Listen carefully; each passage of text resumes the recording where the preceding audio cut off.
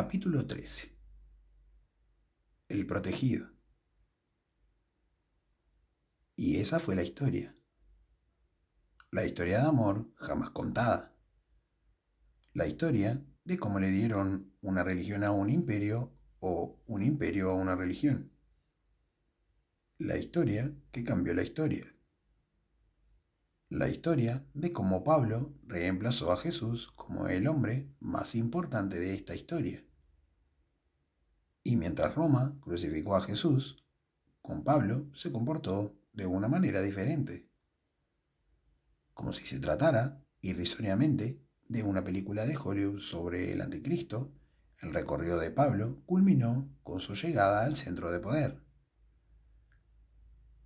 A modo de rúbrica, con signos de felicitación, luego de una tarea prolija, efectiva y demoledora, la misión iniciada en forma nocturna y clandestina rumbo a Damasco terminó a plena luz del día y sin tapujos en Roma. En Hechos de los Apóstoles, Lucas, discípulo de Pablo, relata la forma en que su mentor es rescatado por el ejército romano de una situación comprometida en las provincias y conducido con escolta a la capital del imperio. Algunos días después, terminados nuestros preparativos, subimos a Jerusalén. La ciudad entera se alborotó y de todas partes acudió el pueblo. Se apoderaron de Pablo y ya iban a matarlo, cuando llegó al tribunal de la corte la noticia de que toda Jerusalén estaba convulsionada. Enseguida el tribuno, con unos soldados y centuriones, se precipitó sobre los manifestantes.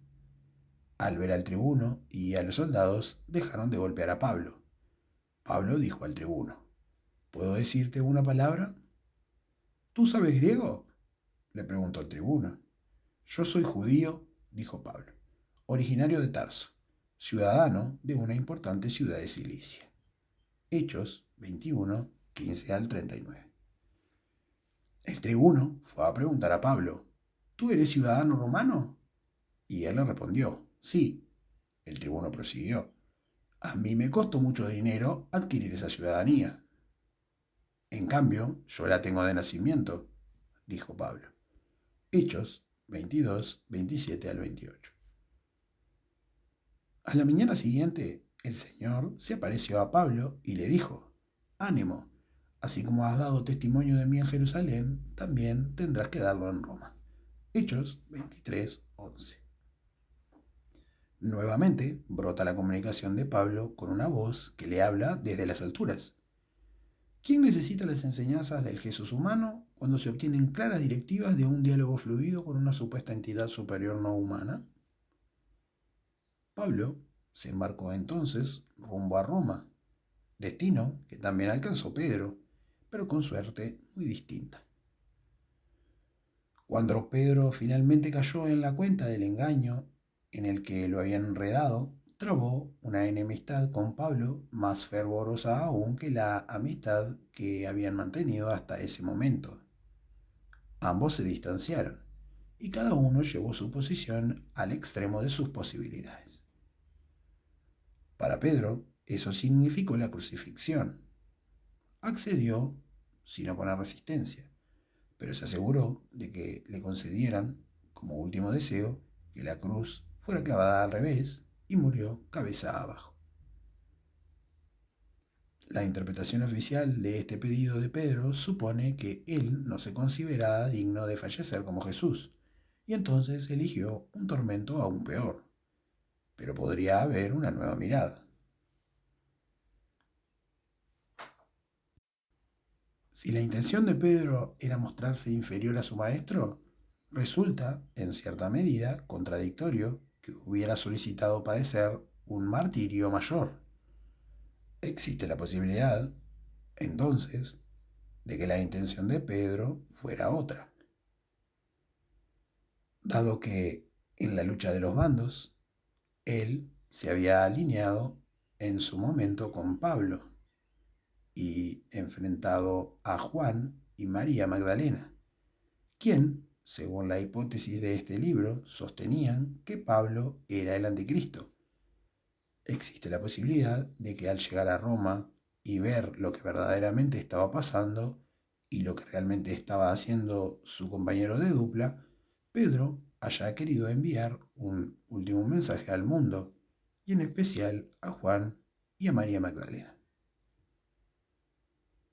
Si la cruz es el símbolo de Cristo, como símbolo del anticristo podría tomarse la cruz invertida.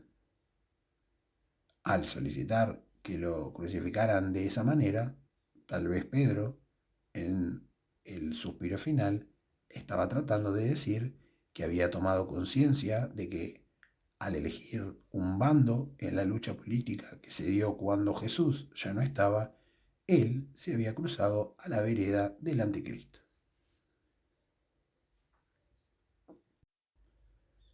Por su parte, Pablo continuó impartiendo su doctrina, según consta en el libro de Lucas. Cuando se decidió que debíamos embarcarnos para Italia, confiaron a Pablo a un centurión de la corte imperial. Hechos 27:1. Cuando llegamos a Roma, recibió autorización para alojarse en una casa particular con un soldado que lo custodiara. Hechos 28:16. Pablo vivió 2 años enteros por sus propios medios, recibiendo a todos los que querían verlo, enseñando con toda libertad y sin encontrar ningún obstáculo. Hechos 28:30-31.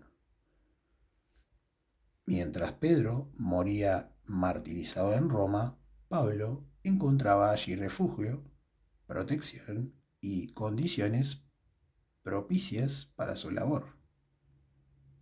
Y esa fue la historia. Pero no terminaría ahí. Aún quedaba algo por decir para el bando perdedor. Aún quedaba el Apocalipsis.